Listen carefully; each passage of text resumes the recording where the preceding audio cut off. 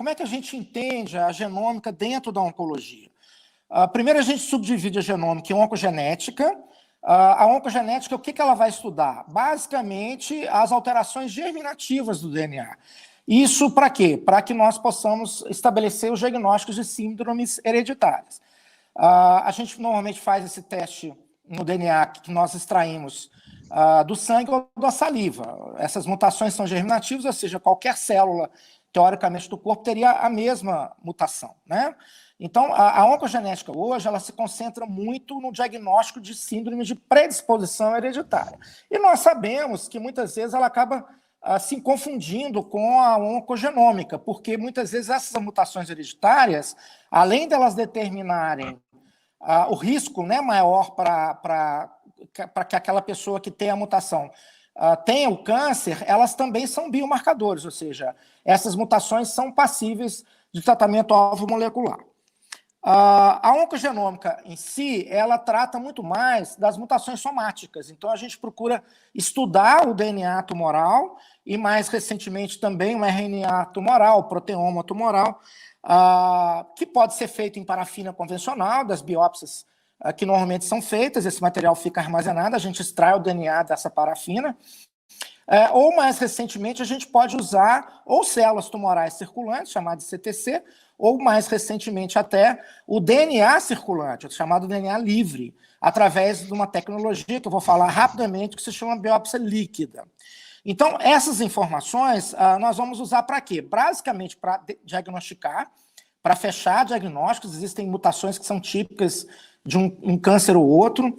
A gente vai prognosticar, existem mutações de melhor prognóstico, mutações de pior prognóstico. Nós vamos fazer estratificação de risco, né? Todos nós conhecemos várias plataformas genômicas ou transcriptômicas que acabam determinando, através daquela leitura, assinaturas genéticas de melhor prognóstico e de pior prognóstico. Isso, inclusive, tem implicação no tratamento, né?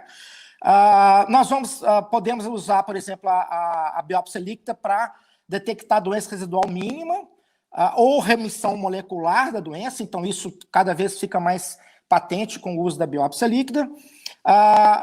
Os biomarcadores para terapêutica, ou seja, alvos que a gente possa utilizar drogas especificamente, isso tem aplicação na oncologia, chamado alvo molecular, e também na imunoterapia mais recentemente. E também podemos detectar resistência secundária e progressão de doença com novas mutações e, portanto, novos alvos terapêuticos. Então, toda essa parafernália, vamos dizer assim, hoje nós chamamos de oncologia de precisão, que virou praticamente uma especialidade dentro da especialidade.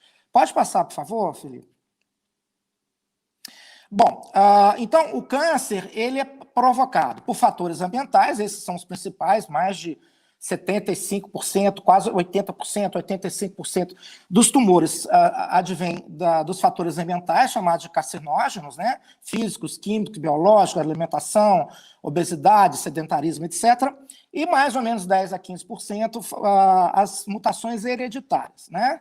Através da hereditariedade. Então, fenômenos germinativos e, eventualmente, fenômenos somáticos, e também, associados a isso, nós chamamos de fenômenos epigenéticos, que não estão implicados diretamente em alterações da estrutura do nosso DNA, mas principalmente através de situações ambientais que modificam, muitas vezes, o comportamento ou a expressão de alguns genes, provocando alguns tipos de situações, como, por exemplo, o câncer, ou até mesmo influenciando no prognóstico, na evolução, na gravidade dessas doenças.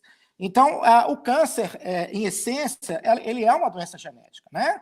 Quer por hereditariedade, quer por alterações estruturais